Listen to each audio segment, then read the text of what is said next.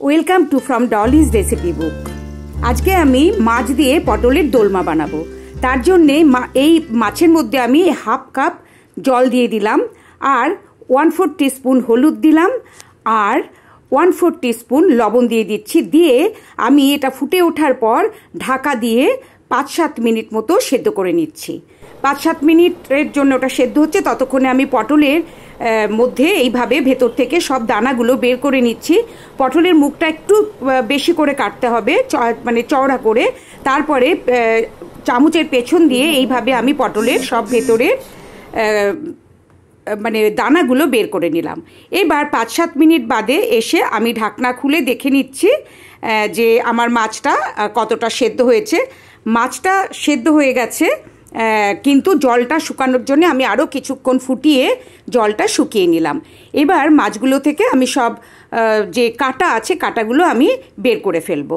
আমি এটা আর মাছ দিয়ে করছি, কিন্তু এটা যে কোনো মাছ দিয়ে, কাটা কমওয়ালা মাছ দিয়ে হয়। আর রুই মাছের পেটি দিয়েও কিন্তু করা যেতে পারে, এবং সব ক্ষেত্রে কিন্তু মাছটা আগে সেদ্ধ করে নিতে হবে। আর মাছে কাটাটা খুবই কম আর খেতেও ভালো, সেই জন্যে আমি আর মাছ দিয়ে এই রেসিপিটা করব বলে নিয়েছি। এবার কাটাগুলো সব বের করে নিয়ে মাছটা একটু চটকে নিলাম। এখন মাছের মধ্যে আমি ছোট একটা পেঁয়াজ পেস্ট করে রেখেছিলাম সেইটা দিলাম, আর 6-7টা মতো রসুনের কোয়া পেস্ট দিলাম, আর হাফ টিস্পুন আদা পেস্ট দিলাম, হাফ টিস্পুন মতো শুকনো লঙ্কার গুঁড়ো দিলাম, আর এখানে আমি 1/4 টিস্পুন হলুদের গুঁড়ো দিয়ে দিলাম, আর দিলাম একটু মিষ্টি।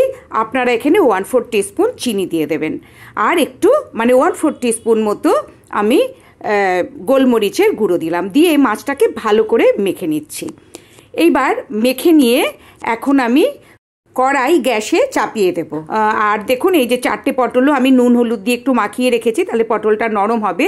এবার কড়াই বসিয়ে আমি 1 চামচ ঘি দিয়ে দিলাম। এখানে আমি 1 টিস্পুন ঘি ব্যবহার করলাম। ঘিটা একটু গরম হলে তারপরে আমি যে মাছটা মেখে রেখেছি সমস্ত মশলা দিয়ে, সেই মাছটা এখানে আমি একটু ফ্রাই করে নেব। আপনাদের আমার রান্না ভালো লাগলে একটা লাইক করবেন, আর শেয়ার করার জন্য অনুরোধ রইল, আর লাইক করার জন্য অনুরোধ রইল। আর আপনারা মানে পটলের দোলমা কি এরম মাছ দিয়ে খেয়েছেন কি না সেটা আমাকে কমেন্টে প্লিজ জানাবেন। আমি এখানে 15-16টা মতো কিশমিশ দিয়ে দিলাম, আর এটা জাস্ট জলে ধুয়েই দিয়ে দিলাম, আমি কিন্তু জলে ভিজিয়ে রাখিনি। এবার কিশমিশটা আমি 1 মিনিট মতো ভেজে নিচ্ছি। দেখুন, ভাজতে ভাজতে যখন কিশমিশগুলো বেশ ফুলে উঠবে তখন আমি মাছটা ছেড়ে দেব। দেখুন কি সুন্দর ফুলে উঠেছে। এবার আমি মাছটা ছেড়ে দিচ্ছি। মানে পটলের মধ্যে আমি পটলটা যে মানে আমি ভেতরটা দানাগুলো যে বের করে ওটা একটা হোল মতো করে নিয়েছি, সেখানে এই মাছের পুরটা আমি ভরবো। আর খাওয়ার সময় মুখে এই কিশমিশগুলো পড়লে কিন্তু খেতে খুব সুস্বাদু হবে। এবার প্রায় 6-7 মিনিট মতো আমি মাছটা ভালো করে ভেজে নিলাম। এখন এখানে আমি সামান্য একটু লবণ দিয়ে দিচ্ছি, কারণ আমি মাছে তখন 1/4 টিস্পুন লবণ দিয়েছিলাম, কিন্তু এখন এর মধ্যে আমি যেহেতু আরও অনেক মানে মশলা মিশিয়েছি, তাই আবার 1/4 টিস্পুন মতো লবণ আমি এখানে সামান্য একটু লবণ দিয়ে নিলাম। এবার দেখুন ভাজা হয়ে গেছে, আমি এটা তুলে নিচ্ছি পুরটা। আর এটা কিন্তু এরমভাবেও ভাতের সাথে মেখে খুব ভালো লাগবে খেতে। সেক্ষেত্রে আপনারা একটু মানে গরম মশলা দিয়ে দেবেন, এর মধ্যে গরম মশলা দিয়ে তারপরে নামাবেন। আর যখন কড়াই লাগা লাগা হয়ে যাবে তখন বুঝবেন হয়ে গেছে। এবার আমি পটলের মধ্যেই পুরটা ভরে নিচ্ছি। পুরটা ঠান্ডা হওয়ার পর কিন্তু আমি ভরছি, কারণ অত গরম পুর কিন্তু ভরা যাবে না। ঠান্ডা হওয়ার পর আমি পটলের মধ্যে এইভাবে পুরগুলো ভরে নিচ্ছি। 4টে পটলেই আমি এরমভাবে পুর ভরে নেব। আর আপনারা কিন্তু এটা চিংড়ি মাছ দিয়েও করতে পারেন, চিংড়ি মাছ দিয়ে খুবই ভালো হয়, কিন্তু আবার অন্যান্য কাটা কমওয়ালা মাছ দিয়েও কিন্তু এইভাবে করা যায়, মানে মাছ আর পটলের দোলমা। আর এবার 4টে ভরা হয়ে গেলে আমি পটলগুলো ফ্রাই করব। আপনাদের আমার রান্না ভালো লাগলে সাবস্ক্রাইব করার জন্য অনুরোধ রইল। সাবস্ক্রাইব করলে আমার পরের রান্নার নোটিফিকেশন আপনারা পেয়ে যাবেন। আর এবার আমার পটলের সব পুরগুলো ভরা হয়ে গেছে। এবার চামচের পেছন দিয়ে আমি পটলের গায়ে একটু একটু করে মানে ফুটো মতো করে দিচ্ছি। আর পটলটা যে আমি দেখুন ছুলেছি, একটু একটু খোসা রেখে কিন্তু ছুলেছি, কারণ পুরো পটলের খোসা ছুললে এটা কিন্তু একদম নেতিয়ে যাবে। আর ফুটো করার সময় যে জায়গাটায় খোসা নেই, মানে ছোলা আছে, সেই জায়গাটা কিন্তু ফুটো করতে হবে। খোসা আলা জায়গাটায় ফুটো করতে গেলে কিন্তু প্রচুর শক্ত লাগবে আর তাতে পটলটা ভেঙে যাবে। তাই যে জায়গায় খোসা নেই সেই জায়গাগুলো কিন্তু এরকম চামচের পেছন দিয়ে ফুটো ফুটো করে দিতে হবে।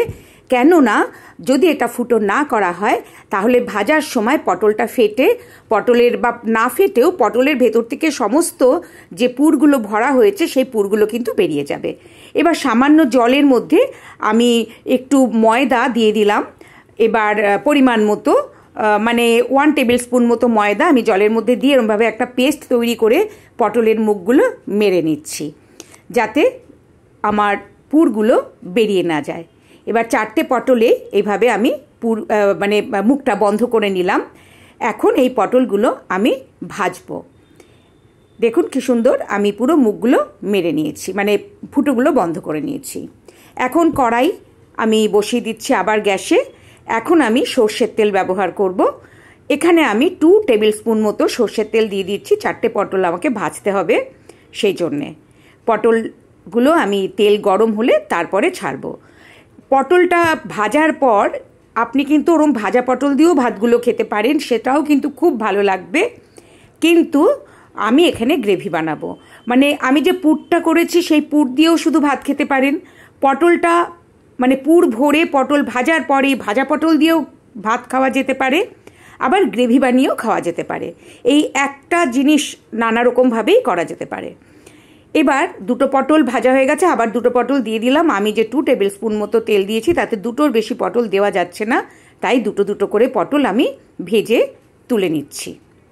এবার পটল ভাজার তেলটা দেখুন খুবই বাজে হয়ে গেছে, আর এখান থেকে মুখের একটা মানে ময়দার বেরিয়ে গেল, মানে কভার যেটা করেছিলাম তাতে কোনো ব্যাপার না, আমার কোনো পুর মানে মুখ থেকে বেরিয়ে যায়নি। আমি ওই কভারগুলো আবার মানে ময়দার যে কভারগুলো করেছি সেগুলো আবার আমি পটলের মধ্যে ঢুকিয়ে দিলাম।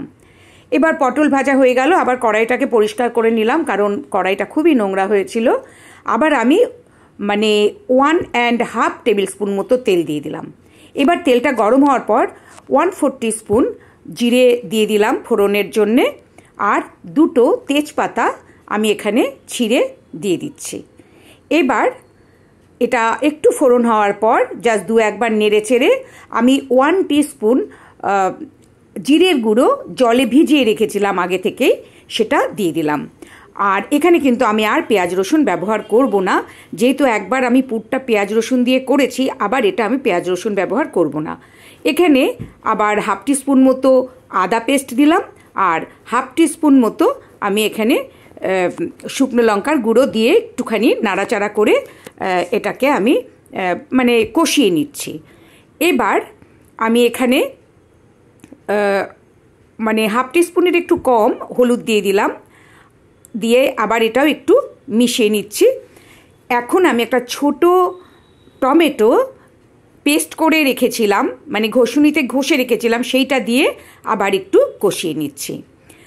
আর যেহেতু আমার মাছটা আদা পেঁয়াজ রসুন দিয়ে আমি বেশ রিচ করে করেছি, তাই এবার আমি গ্রেভিটা কিন্তু হালকা করছি। এখানে আবার 1/4 টিস্পুন মতো লবণ আর 1/4 টিস্পুন মতো চিনি দিয়ে দিতে হবে, কেননা এই গ্রেভিটার জন্য আমি গ্রেভির মতো করে অল্প আবার নুন আর মিষ্টি ব্যবহার করলাম। আমি পুরে কিছুটা নুন আর মিষ্টি ব্যবহার করেছিলাম, আবার এই গ্রেভিতে ব্যবহার করছি। আর পটলও আমার কিন্তু একটু নুন হলুদ দিয়ে মাখানো ছিল। এখন এইটা ভালো করে কষিয়ে নিয়ে, টমেটো দেওয়ার পর ভালো করে কষিয়ে নিয়ে, এখন আমি এখানে 1 টেবিল স্পুন দই দিয়ে দিলাম। এতক্ষণ আমি কিন্তু মিডিয়াম ফ্লেমে রান্না করছিলাম, এখন ফ্লেমটা লো করে দিলাম যাতে দইটা ফেটে না যায়। আর আমি যখন মাছ সেদ্ধ করেছিলাম উতলে মানে ফুটে ওঠার পর আমি কিন্তু তখন আবার লো ফ্লেমে মাছটাকে সেদ্ধ করেছিলাম, আর এখন আবার আমি ফ্লেমটা লো করে দিয়েছি। 1 মিনিট 2 মিনিট মতো রেখে আবার আমি ফ্লেমটা মিডিয়ামে নিয়ে এসেছি, তা না হলে দইটা ফেটে যাবে। এবার দই দিয়ে আবার একটু কষিয়ে তারপরে তেল ছাড়া ছাড়া হলে আমি পটলগুলো এর মধ্যে ছেড়ে দেব। তার আগে এখানে আমি 1/4 টিস্পুন মতো গরম মশলা দিয়ে দিলাম। গরম মশলা দিয়ে আবার একটু নাড়াচাড়া করে এবার আমি ভাজা পটল কটা ছেড়ে দিচ্ছি।